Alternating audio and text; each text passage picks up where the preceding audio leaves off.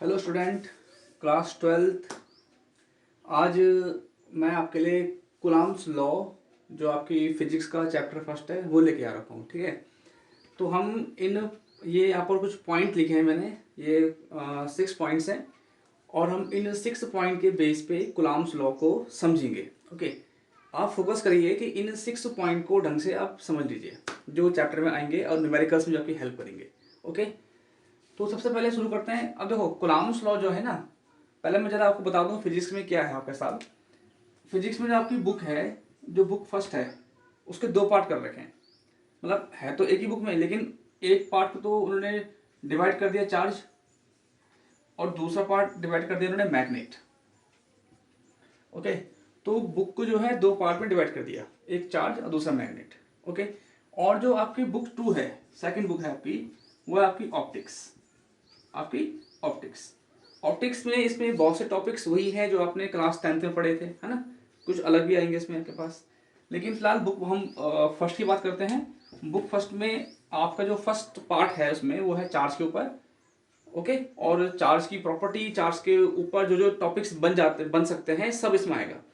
फिर इसका जो सेकंड बात पार्ट है वो है मैग्नेट। ओके, इसमें एक चीज़ कॉमन है कि जो प्रॉपर्टी चार्ज की है, लगभग लगभग वही प्रॉपर्टी मैग्नेट्स की पाई जाती है।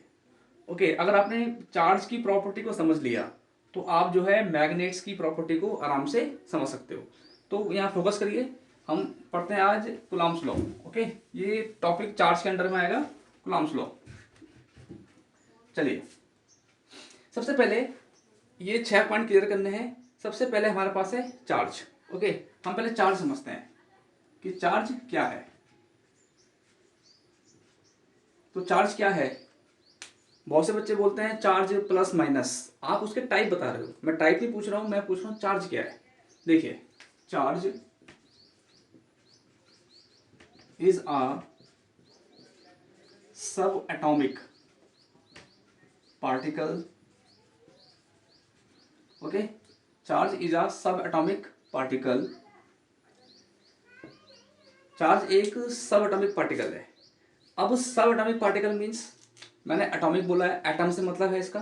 ओके, ये आपका एक एटम हो गया, ये इसका न्यूक्लियस हो गया। ओके, आपने ये केमिस्ट्री में पढ़ा होगा। तो न्यूक्लियस के अंदर होते हैं प्रोटॉन। क्या होते हैं? प्रोटॉन। और न्यूक्लियस के बाहर इलेक्ट्रॉन जो है इसके चारों तरफ रिवॉल्व करते रहते हैं। ओके, तो यही आपके चार्ज हैं। ये नेगेटिव चार्ज होता है और ये होते हैं पॉजिटिव चार्ज। न्यूक्लियस के अंदर पॉजिटिव चार्ज, न्यूक्लियस के बाहर नेगेटिव चार्ज। ओके, तो चार्ज इज अ सब एटॉमिक पार्टिकल। हम इसको जो है इलेक्ट्रॉन प्रोटॉन नहीं बोल सकते हैं, लेकिन मैं अभी बताऊंगा नहीं, क्योंकि वो टाइप्स में आ जाएगा। किस में आ जाएगा? वो टाइप में आ जाएगा। ठीक है, तो चार्ज इज अ सब atomic particle which is present on inside the atom. Okay, atom. फिलहाल ये तो हुआ चार्ज के बारे में। ओके, अब पढ़ते हैं हम अगला टॉपिक आपका types of charge. Types of charge. Charge के टाइप्स कौन कौन से होते हैं? सिंपल है, आपने पढ़ लिया होगा।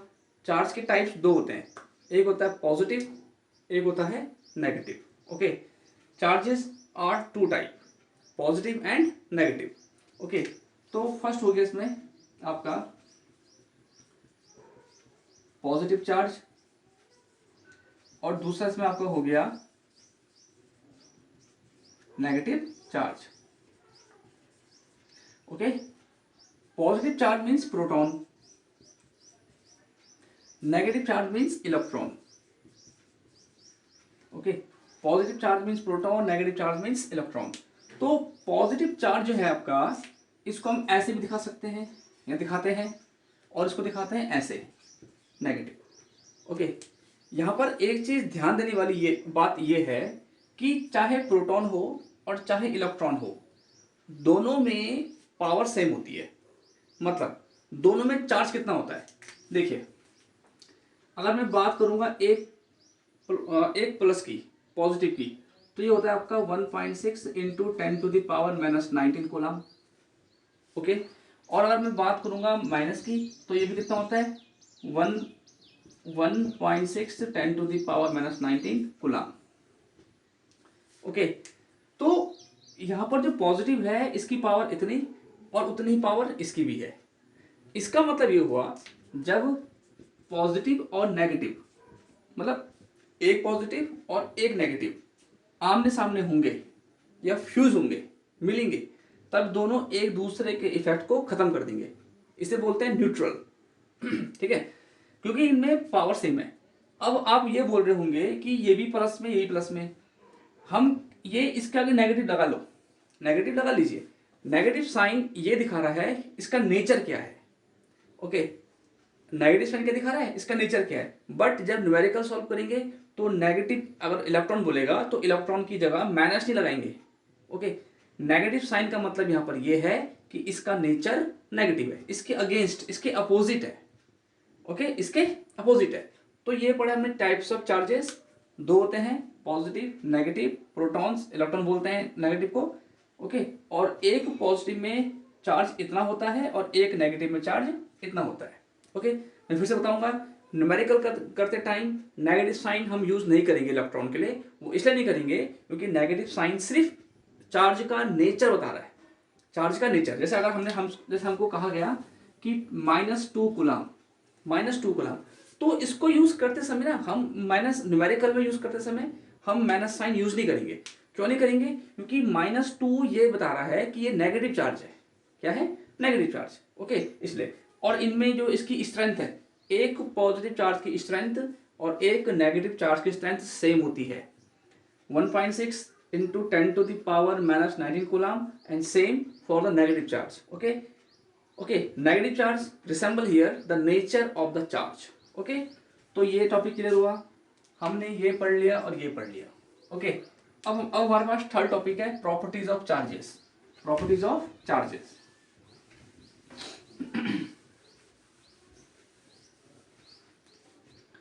Now third point is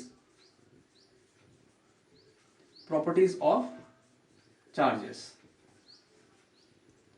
charges की प्रॉपर्टी क्या है? चार्जेस की प्रॉपर्टी क्या है?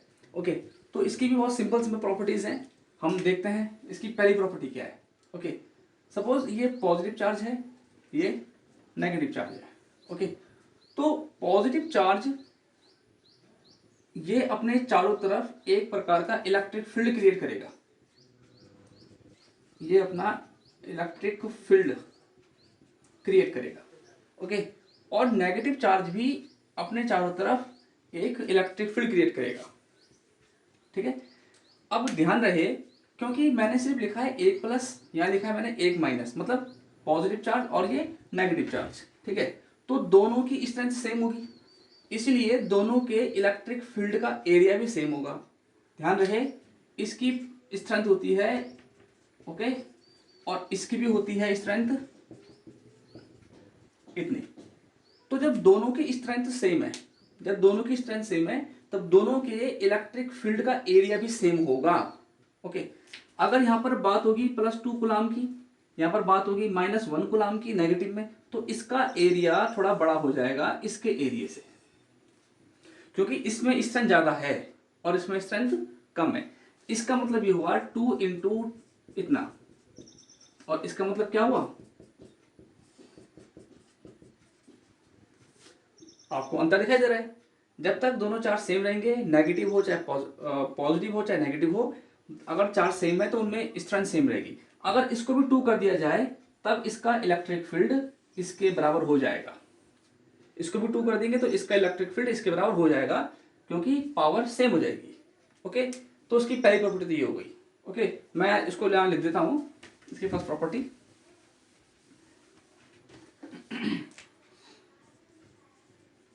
Charge produces the electric field around itself। Charge अपने चारों तरफ एक इलेक्ट्रिक फील्ड प्रोड्यूस कर देता है। ठीक है, सेकंड पॉइंट,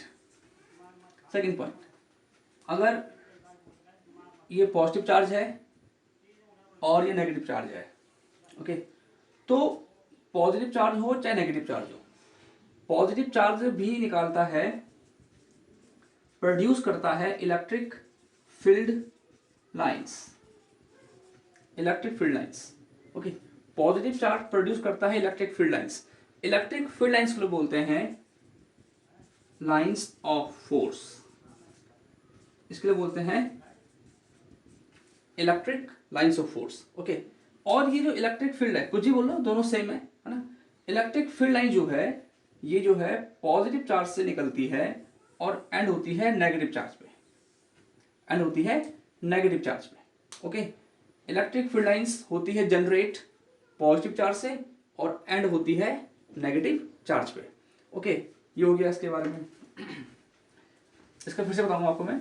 देखिए, ये पॉजिटिव चार्ज, ये नेगेटिव चार्ज, पॉजिटिव चार्ज से निकल रही है इलेक्ट्रिक फील्ड लाइन और एंड हो रही है नेगेटिव चार्ज पे। ओके, बहुत सारी निकलती है। Okay, electric field lines. तो ये चार्ज की प्रॉपर्टी पढ़ रहे हैं अभी हम, ठीक है।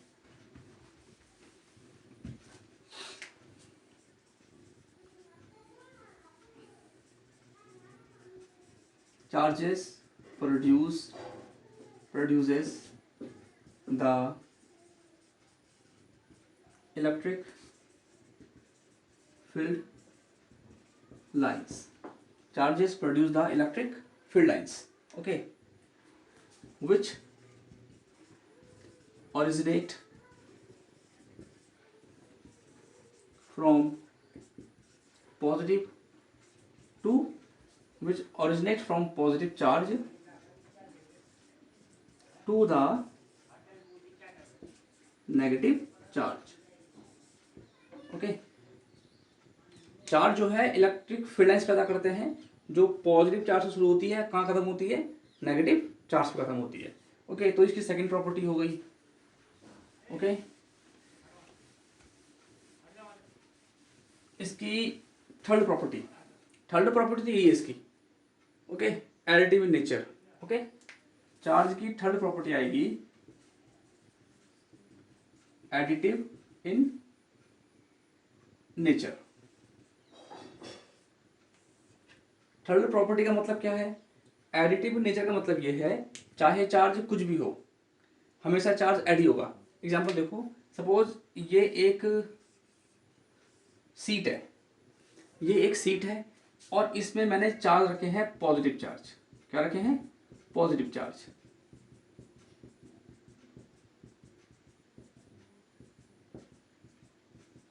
ओके, यहां पर हमने चार्ज रखे हैं पॉजिटिव चार्ज। अब इस सीट में बहुत सारे चार्ज पॉजिटिव चार्ज हैं, आप इसकी जगह पे नेगेटिव चार्ज भी कर सकते हो।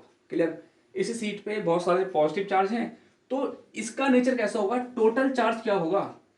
देखो, ये तो ये चार्ज है, इसे मानते हैं सपोज Q1। चार्ज को दिखाते हैं Q से। ओके, इसको Q2, Q3, Q4, Q5, Q6 dash dash dash. Okay, तो टोटल चार्ज कितना होगा उसको दिखाएंगे Q से। ओके, अब टोटल चार्ज मतलब हम इस सीट की बात कर रहे हैं, तो इस सीट में बहुत सारे चार्ज हैं, तो इस सीट का टोटल चार्ज क्या होगा? इन सारे चार्ज से मिलकर बना होगा dash dash dash plus Qn। Okay, n मतलब जो आखिरी वाला होगा। ठीक है, तो ये है चार्ज का एडिटिव नेचर।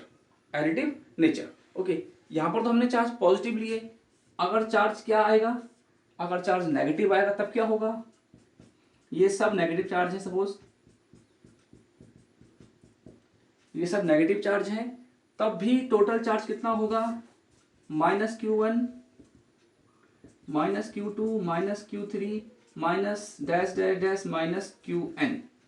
ओके, अब इन सब से माइनस भाग लो, कितना आएगा? कॉमन लो, Q1 plus Q2 plus Q3 plus dash dash dash plus Qn। ऐसा में ओके, तो इसे बोलते हैं एडिटिव इन नेचर। चार्ज होते हैं नेचर वाइज होते हैं एडिटिव। अब चार्ज चाहे पॉजिटिव हो चाहे चार्ज नेगेटिव हो, आप देख लीजिए कि चार्ज एड ही हुआ। टोटल चार्ज इस सीट के लिए टोटल चार्ज नेगेटिव में होगा और इस सीट के लिए टोटल चार्ज पॉजिटिव में होगा, पॉजिटिव में होगा। ओके, तो ये है, इसे बोलते हैं एडिटिव नेचर। ओके, ये आपकी थर्ड प्रॉपर्टी हो गई चार्ज के ऊपर।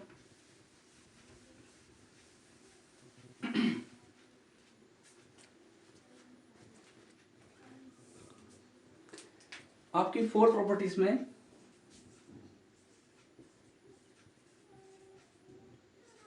Quantization of charge, quantization of charge, इसका मतलब क्या हुआ?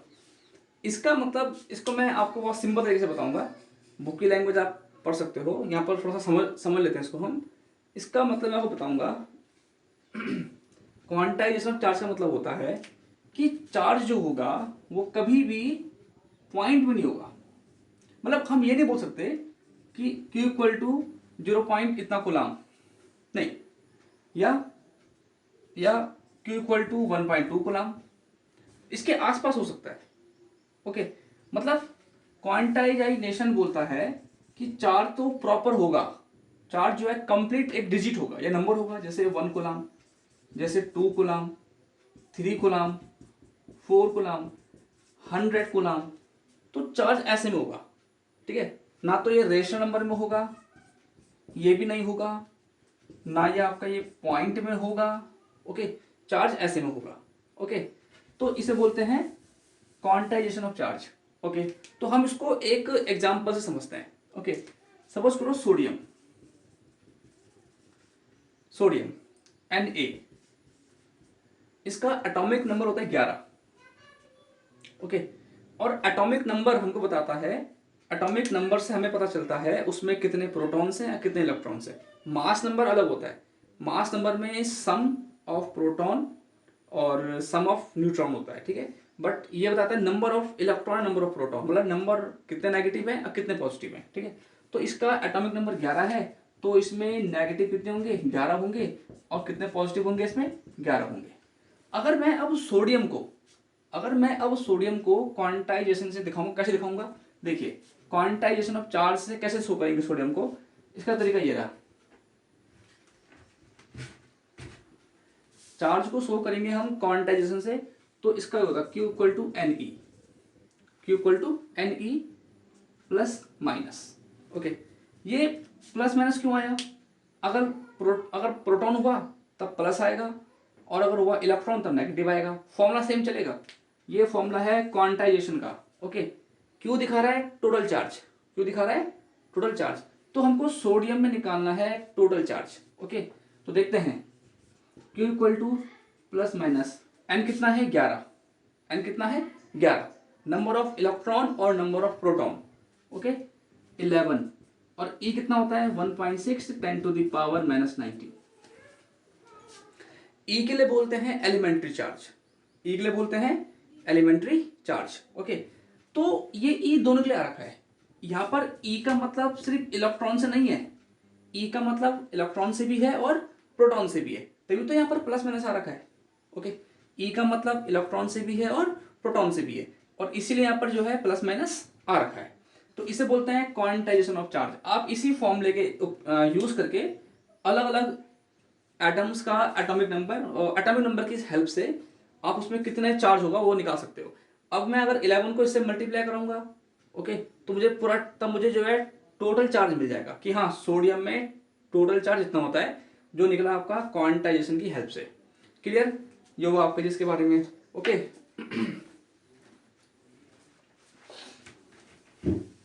तो इसकी 4 प्रॉपर्टी पढ़ ली हमने। ओके, अब इसकी नेक्स्ट प्रॉपर्टी है नंबर 5 प्रॉपर्टी, जो यहां पर हमको दिख रही है। ओके, इसकी नेक्स्ट प्रॉपर्टी है charge are conservatives.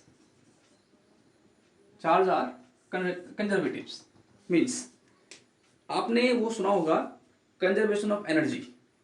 Means energy ना तो बन सकती है, ना ही खत्म हो सकती है। Means energy can not be created nor destroyed. तो ये वैसी है, charge can not be created nor destroyed. Okay, तो हम जैसे अगर हम बात करते हैं एनर्जी का, तो कंजर्वेशन ऑफ एनर्जी क्या होता है? कंजर्वेशन ऑफ एनर्जी,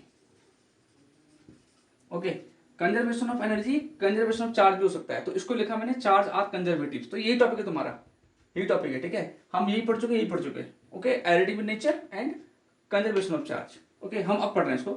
तो पहले ये पढ़ते हैं कंजर्वेशन ऑफ एनर्जी, एक एग्जांपल। ठीक है, पानी बहता है, ओके, तो बहते हुए पानी में होती है कौन सी एनर्जी? Kinetic energy, okay. फिर बिजली बनाने के लिए हम डैम बनाते हैं, और डैम बनाते हैं पानी को स्टोर कर देते हैं। यहाँ पानी रुक गया तो पानी की अब कौन सी एनर्जी है? पोटेंशियल। तो अब सवाल ये है कि बहते हुए पानी में जो पहले काइनेटिक एनर्जी थी वो पोटेंशियल कैसे हो गई? इसका आंसर ये है कि यही एनर्जी इसमें चेंज हो गई, okay. Energy can not be created not destroyed but change, energy can change into one form to another form. तो काइनेटिक एनर्जी कहाँ चेंज हो गई? पोटेंशियल में, ओके। तो अब क्या हुआ, हम इनको जो है कैनाल के द्वारा हिट करते हैं, टरबाइन से हिट करते हैं, टरबाइन से। टरबाइन घूमता है, मैकेनिकल एनर्जी, और टरबाइन घूमता है तो उससे बनती है इलेक्ट्रिसिटी, उससे बनती है करंट। तो ये क्या है? Electric energy. तो यहाँ पर पोटेंशियल एनर्जी चेंज हुई, सॉरी, काइनेटिक एनर्जी चेंज हुई पोटेंशियल में, पोटेंशियल चेंज किस में? मैकेनिकल एनर्जी में, and then electric energy, electric energy. फिर यही इलेक्ट्रिसिटी हमारे घरों में आती है, light energy, okay. Mechanical work, फिर से पंखा, फैन घूमता है, ओके। तो यहाँ पर एनर्जी का एक फॉर्म बहुत सारे फॉर्म में चेंज होगा, इसके आगे भी होगा, बहुत सारे फॉर्म में चेंज होगा। तो इसे बोलते हैं कि एनर्जी का कंजर्वेशन, मतलब एनर्जी जो पहले थी वही अभी भी है, एनर्जी खत्म नहीं हुई है, सिर्फ चेंज हुई है, ओके। तो उसी तरह से हम समझेंगे conservation of charge. Conservation of charge means charge can not be created nor destroyed, okay. Charge can not be created not destroyed, okay. तो इसको हम समझेंगे एक सिंपल से एग्जांपल से, ओके।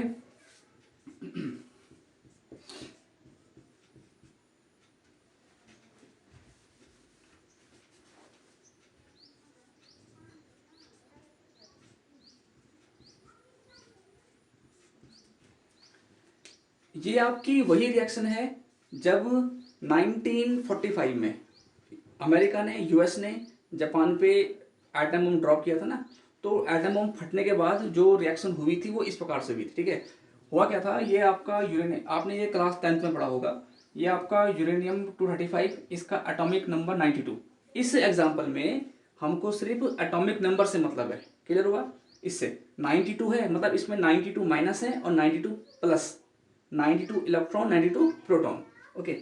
तो जब जो है न्यूट्रॉन इस पर टकराया, ओके, मतलब बम नीचे गिरा, एनर्जी प्रोड्यूस, न्यूट्रॉन इस पर टकराया, उससे क्या हुआ? यूरेनियम टूट गया दो दो उस पे कंपोनेंट्स पे। एक बेरियम, इसका mass number 141 and atomic number 56। दूसरा टूटा ये क्रिप्टन पे, इसका 36 atomic number and mass number 92, okay. साथ में इसमें निकले 3 और न्यूट्रॉन, और साथ में निकली एनर्जी। ये एनर्जी निकली हीट और लाइट के रूप में। कम सेकंड में बहुत ज़्यादा एनर्जी हमेशा नुकसान करती है, ठीक है। तो इसलिए जो है इतना ज़्यादा डिस्ट्रक्शन उसमें हो चुका था, ओके। यहाँ पर देखने वाली बात क्या है, ये जो आपके बेरियम और क्रिप्टन है ना, ये इसी से निकले हैं, इसी से। लेकिन हुआ क्या, एक्चुअली हुआ क्या, हमें ये देखना है कि चार्ज आर कंजर्वेटिव और नॉट, ओके। तो यहाँ पर मैं लाइन खींचता हूँ। रिएक्शन से पहले देखते हैं, रिएक्शन से पहले चार्ज कितने थे? 0 + 92, कितने? 92, ओके। रिएक्शन के बाद चार्ज कितने होंगे? 56 + 36 + 0, कितने? 92, ऐसा में। तो इससे ये प्रूफ हो गया charge can not be created not destroyed. यहाँ पर वही हुआ, रिएक्शन से पहले टोटल चार्ज 92 था, रिएक्शन के बाद भी टोटल चार्ज 92 ही है। 92 का कुछ हिस्सा इसे मिल गया और कुछ हिस्सा इसमें चेंज हो गया, ओके। लेकिन टोटल चार्ज 92 ही है जो पहले था, जो रिएक्शन से पहले था। तो इसलिए बोलते हैं चार्ज आर कंजर्वेटिव, या फिर इसे बोलते हैं कंजर्वेशन ऑफ चार्ज, ओके। अब हमारा लास्ट पॉइंट कूलॉम्स लॉ, इसका प्रूफ देखेंगे आप, ठीक है।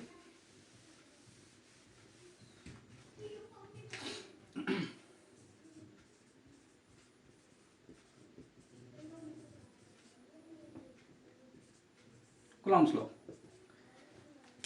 देखिए, कूलॉम्स लॉ क्या है? कूलॉम्स लॉ जो है आपने क्लास 9th में ग्रेविटेशनल कांस्टेंट पढ़ा होगा, उसका फॉर्मूला प्रूफ किया होगा। उसका ग्रेविटेशनल कांस्टेंट का फॉर्मूला क्या था? हमने क्या उसका फोर्स निकाला था, G m1m2/r²। तो कुलाम्स लॉ भी इसी की तरह है, कुलाम्स लॉ भी ऐसे ही निकलेगा। ओके, तो कुलाम्स लॉ क्या बोलता है, दो चार्ज होते हैं, ठीक है। अब नॉर्मल सी बात है, कुलाम्स लॉ है, चार्ज में है तो चार्ज के ऊपर ही तो आएगा, है ना। एक चार्ज मान लो Q1, एक चार्ज मान लेते हैं Q2, और इनके बीच डिस्टेंस मानते हैं R। ओके, अब इसमें जी ध्यान देना, बहुत से बच्चे कंफ्यूज करते हैं कुलाम्स लॉ के ऊपर। कुलाम्स लॉ एक्चुअल में एक फोर्स के लिए है। कुलाम्स लॉ से हमें फोर्स का पता चलता है, फोर्स का, किसके फोर्स का, दो चार्ज के बीच के फोर्स का। पहली बात तो यह है कि कुलाम्स लॉ के लिए आपको दो चार्ज चाहिए, तीन भी हो सकते हैं, चार भी हो सकते हैं फिलहाल, लेकिन दो चार्ज मिनिमम चाहिए आपको।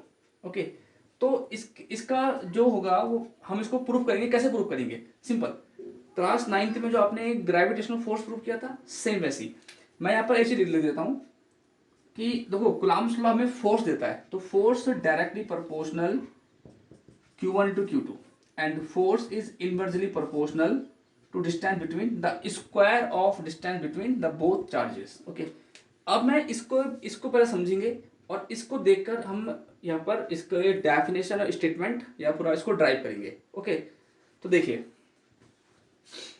ये है फोर्स, दो चार्ज के बीच लगने वाला फोर्स। हम जानते हैं कि जब दो चार्ज आमने सामने होते हैं तो उनके बीच फोर्स लगता है।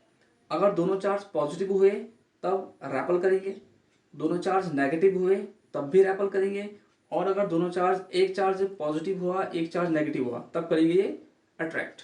ओके, तो फोर्स तो कुछ भी हो सकता है, अट्रैक्टिव भी हो सकता है और रेपल्सिव भी हो सकता है इस केस में। तो जो फोर्स होगा ना वो डायरेक्टली प्रोपोर्शनल होगा, डायरेक्टली प्रोपोर्शनल होगा चार्ज Q1 और चार्ज Q2 के मल्टीपल के।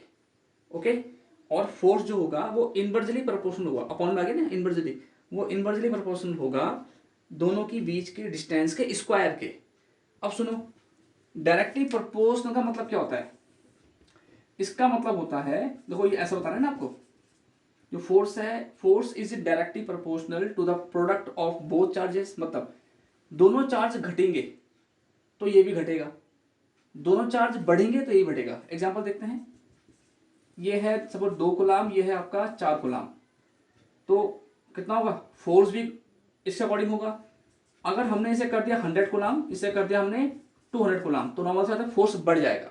तो साफ दिख रहा है कि चार्ज के बढ़ने पर फोर्स भी बढ़ेगा, चार्ज के बढ़ने पर फोर्स भी बढ़ेगा, इसे बोलते हैं डायरेक्टली प्रोपोर्शनल।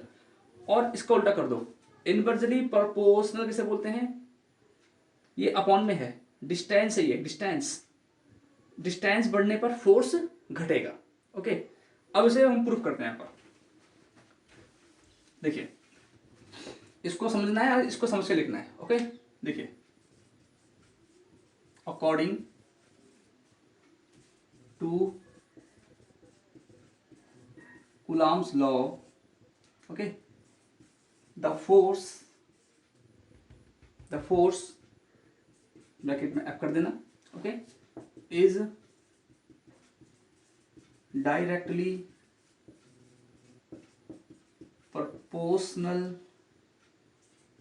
देखो force is directly proportional, force is, देखिए मैं ऐसे करता हूं यहाँ पर, force is directly proportional to the product, to the proportional to the product, product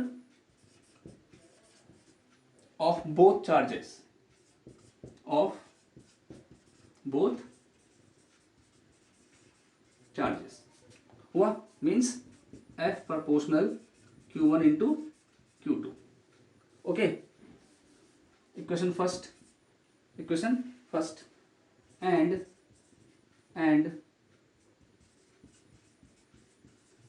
inversely proportional means force ही बोल रहा है, फोर्स के लिए बोल रहा है, force is inversely proportional, upon में आएगा inversely proportional square of distance. Okay, proportional to the square of distance, r is distance between them आ रखा है चार्ज के लिए। ओके, देम आ रखा है चार्ज के लिए। बिटवीन देम मीन्स एफ पर 1/r²। Equation number second. तो हमने इसको देख के बनाया, तो आप भी ऐसे ही करिएगा। इसका फॉर्मूला प्रूफ करते हैं। अब क्या होगा, देखिए, on combining both equation, on combining both equation, हम दोनों इक्वेशन कंबाइन कर देंगे, ठीक है। तो एफ का एफ हो जाएगा। फोर्स तो एक ही है ना, फोर्स को देखने के दो तरीके, एक बार ऐसे में देखना है, एक बार इसको ऐसे में देखना है। तो force proportional Q1 Q2 upon r², okay, upon r²। अब हम जानते हैं कि प्रोपोर्शनल हट के आता है कांस्टेंट वैल्यू, तो F equal to K Q1 Q2 upon r², okay. और K की वैल्यू क्या होती है, 1/4πε0 Q1 Q2 upon r², okay. ये फॉर्मूला हो गया आपका कुलाम्स लॉ का। कुलाम्स लॉ का फॉर्मूला जो हमको फोर्स बताता है दो चार्ज के बीच का, ओके। इसकी वैल्यू क्या होती है, 1/4πε0 की वैल्यू क्या होती है, 9 × 10⁻⁹ Q1 × Q2 upon r², okay. हम इसका यूज करेंगे न्यूमेरिकल्स पोर्शन को सॉल्व करने के लिए, तो बाकी बात इसमें बाद में करेंगे, ओके। तो यहाँ पे ये आपका खत्म हो गया कुलाम्स लॉ। बहुत इजी है। इसके दो पॉइंट याद रखना, एक तो ये हमने इसको इसी से बनाया है, और एक ये, ओके, हमने इसको इन दोनों से बनाया है। बाकी स्टेटमेंट भी डायग्राम से देख के आएगा, ओके। तो इसे पढ़ लीजिएगा, इसको समझ लीजिएगा। अगर इससे कुछ प्रॉब्लम हो आपको, तो टॉपिक क्लियर ना हो तो मुझे आप कमेंट कर लीजिएगा, ओके।